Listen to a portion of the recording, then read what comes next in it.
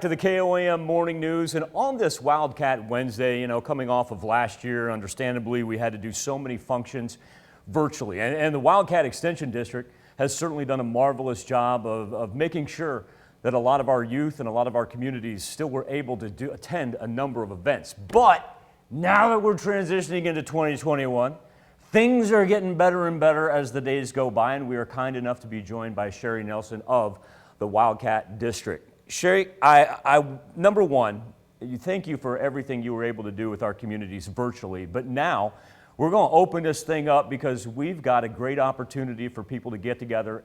Talk to me about our favorite foods competition. Yeah, we have our 4-H favorite foods show competition coming up next week. It's going to be Monday, June the 7th. This is a competition that 4-Hers can sign up for. It's designed to teach kids several different things. It teaches them proper table settings. It teaches them how to plan a menu and nutritional values. So what the kids will do is they'll pick a theme. I've kind of set up a table here behind me, and it's kind of a Father's Day theme type thing. Uh-huh. And they'll pick one food off their menu that they want to prepare. So it could be anything. It could be a dessert. It could be a drink. It could be the main dish. It could be a vegetable. It could be whatever. So for the menu I have planned, we're having a sizzling burger. It's made with pepper jack cheese and all kinds of good stuff. But this is one thing that I've always loved about the Favorite Foods event, because on the surface it sounds like, oh, I'm just going to pick my favorite foods and my favorite food and perhaps make it in the kitchen. But you've turned this into such a nutritional aspect for the 4-Hers. Kind of take us through the whole idea of making sure that they have a healthy, complete menu. While they're only picking one food, they're still developing a menu.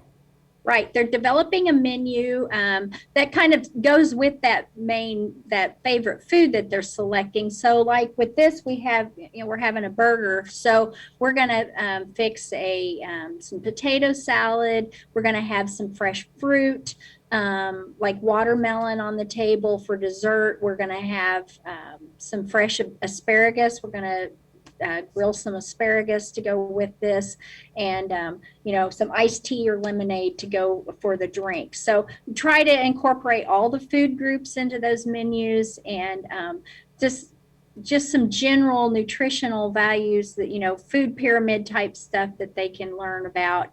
I guess it's my plate now. It's not my food pyramids anymore, but it's my right. plate. But they learn about appropriate serving sizes. They'll sit down. The judge will come to each table and we'll look at their placemats, their place settings, and their all of that type of stuff. And the judge will visit with each 4-Her about the nutritional value of their favorite food. Why did they choose that food?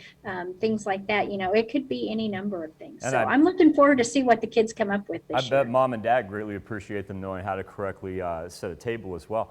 Sherry, what's been the feedback not only from adults that bring their kids out to this, but also the young men and women of 4-H to be able to get back and have these events in person?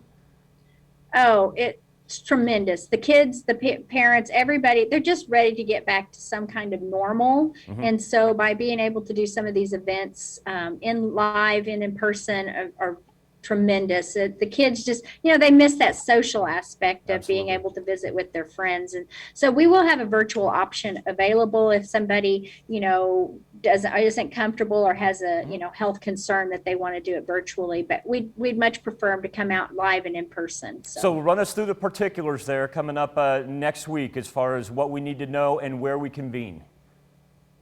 If you want to come out and take a look, we're gonna start about 4:00 out at the Wilson County Old Iron Club. It's out on Jade Road here in Fredonia. They've been gracious enough to let us use their big meeting room out there so we can spread out. The kids will have their tables set up.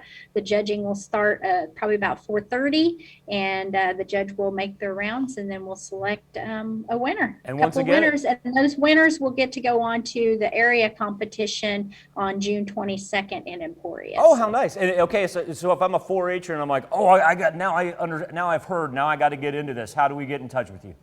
You can. It's all the information is available on our Wildcat District website, or they can just email me directly at cnelson@ksu.edu. And Sherry Nelson from the Kansas State Extension Office, Wildcat District. Sherry, it's great to catch up with you once again. And hey, coming up here, hopefully by the end of the year, I can get you back in the studio. I look forward to it, Michael. All right, Sherry Nelson on this Wildcat Wednesday. We'll be back with more KOAM Morning News right after this.